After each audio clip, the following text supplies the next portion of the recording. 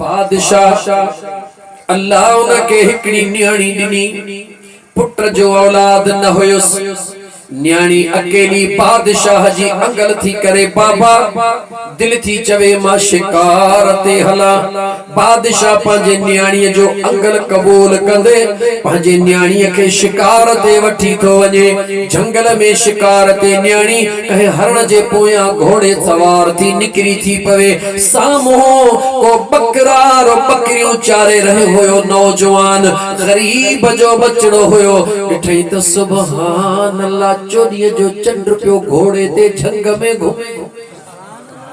उन मिस्कीन कदे एड़ी शे कोन ॾिठी हुई भला बादशाह जी न्याणी ॾिठई त झंग में चोॾीअ जो चंड पियो घुमे बकरन के छॾे करे निहारण लॻो हो त राणी बादशाह जी न्याणी पंहिंजे मर्ज़ीअ वारी हो त पंहिंजे हरण जे पुठियां डोड़ंदी हो पंहिंजी मंज़िल जे तरफ़ वई हिन फ़कीर बकरियूं छॾियूं अबो अम्मा विसरी वियो उन बादशाह जे न्याणीअ जे घोड़े जे पुठियां डोड़ण लॻो ड्रोड़ंदे आखिर घोड़ो घोड़ो हुयो वजीर बादशाह जने उहा बादशाह जी न्याणी शिकार करे पहुती मोटी आया वो सवारीअ ते हे मस्तानो पंध पोइ आयो बादशाह पंहिंजे महल में हे दरड़े ते वेही रहियो छो वेठो दिलड़ी जो खसराए वेठो हाणे काॾे बादशाह न्याणी भी हिकड़ी कादे बकरियूं चारण वारो बकरार लेकिन मुसलमान मुझे बेनियाज रब जे कुदरत जा फैसला निहार वेठो आ कुछ ॾींहं गुजरिया वजीर ईंदे वींदे ॾिठो अजनबिया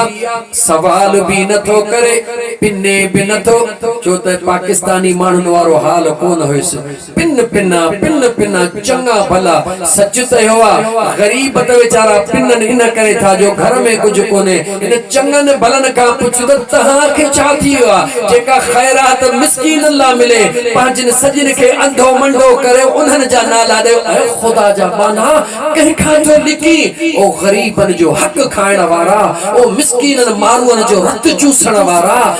पंहिंजा कोठा भरे पंहिंजा बंगला भरे पंहिंजो औताकू भरे अठन ॾींहंनि खां पोइ पंहिंजे ख़ासि माण्हुनि खे ॾियो पुट ॾियो ऐं वठण वारा तव्हां बि मुड़ुस माण्हू थी वठो छो त मरण जो तव्हांजो कोई प्रोग्राम कोन्हे को अचे इज़राइल सुती जाॻाई सस हुई भई दौड़ाए दलील त पुनः माण्हू मोकिलियो सुबुह शाम ॾिसी करे पंहिंजे दौलत खे ख़ुशि थियण वारा अखियूं बूट पोइ मुंहिंजो रब तोखां पुछंदो त कीअं पे ग़रीबनि जा हक़ खाधई ज़ालिम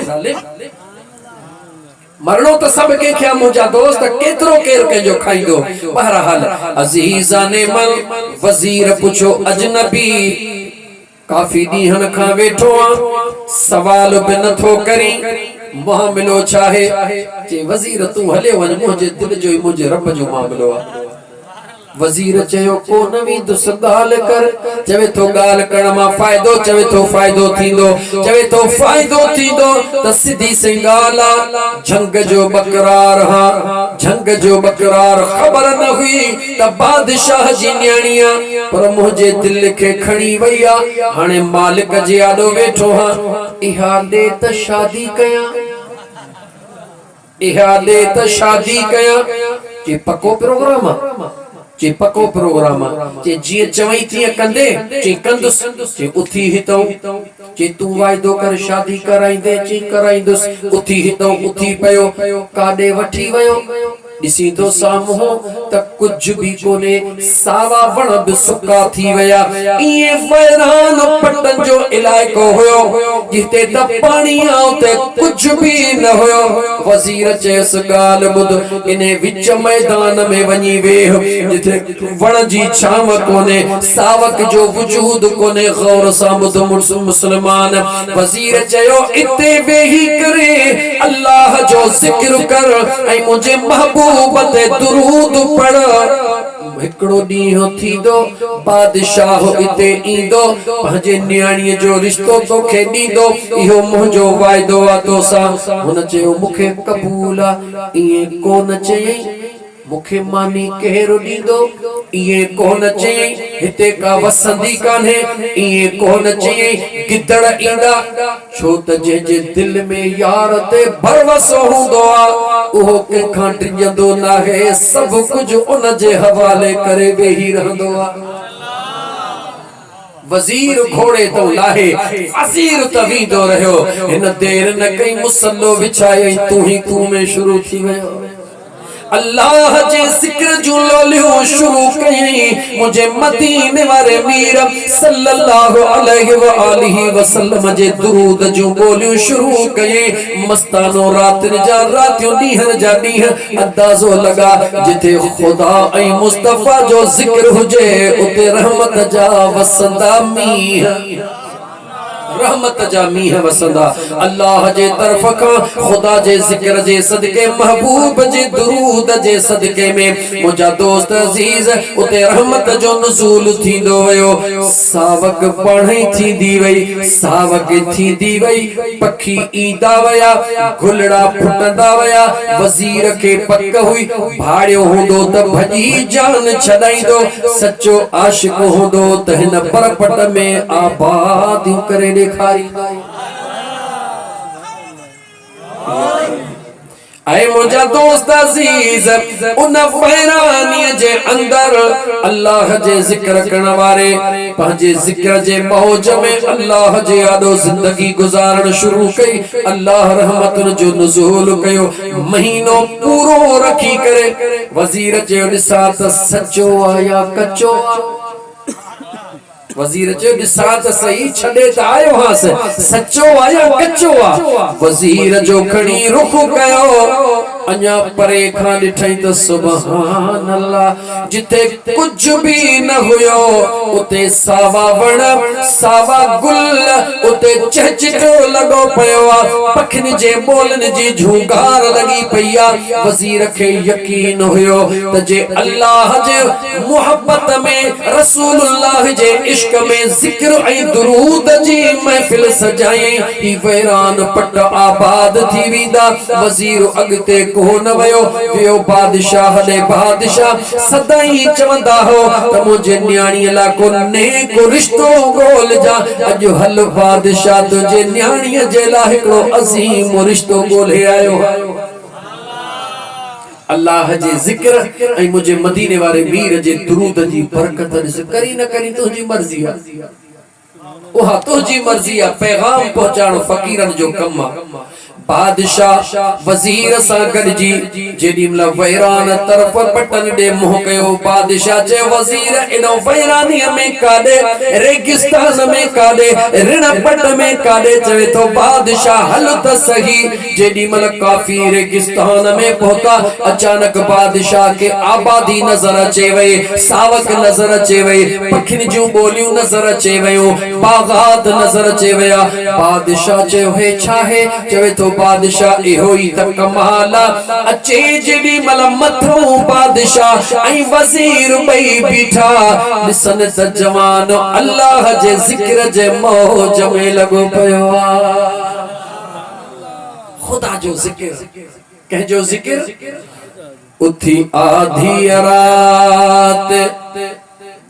ओ पखी लातिल मने उठी आधी रात पखी लातिल वने पंजे मालिक जो किया जिक्र प्या कने उठी आधी रात इसदो ही रात जो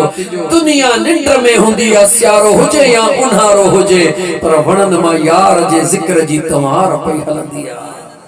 रात जो हिक थी वजे अचानक जिक्र जो लोलियो शुरू थी विदियो 5 मिनटन जे ला जिक्र वरी खामोशी वरी बथन हिकड़ी रात जागी करे हो मंजर निस्त सही मुसलमान वरी बथीदा पूरा अचानक जिक्र जो लोलियो 5 मिनट जिक्र वरी खामोशी वरी 3 थींदा वरी 4 थींदा पर जेडी मल सुबह जा 6 6:30 बाख फुटदी पो जो जिक्र करे पखी उठंदा त चुप कोन कंदा हन ऐ मुसलमान ओ बेवफा मुसलमान जवाब दे तू असा तहज्जुद पढ़ण जे ला भी घड़ी उठाए रखो मोबाइल उठाए रखो जवाब दे इन पखिन के केर बुधाइंदो आ हर कलाक में उठी रब जो जिक्र कर अल्लाह जे जिक्र जो टाइम अची जवाब दे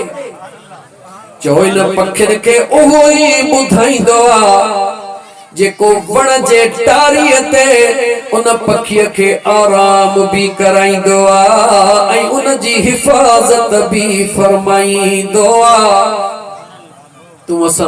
तरन ते नौकर बिहारी ना हो तरन ते हथियारन वाला बिहारी ना हो छा तो असा जा दुश्मन पखिन जा दुश्मन कोनन पखिन जा दुश्मन मारी जेडो केडो हथियार खयो पिया घुमन पर उनन के पंजे रब जे मथा भरोसो आ ऐ मुजा दोस्त टारन में बैठा हुंदा हन ए खबर मुजो अल्लाह उनन जी हिफाजत करे तू न तो करे मुसलमान तुझे ला वडो सबक त जेको अल्लाह वण जे टारन में बैठल पखिन के रात जो तारीअ तो किरण न थो दे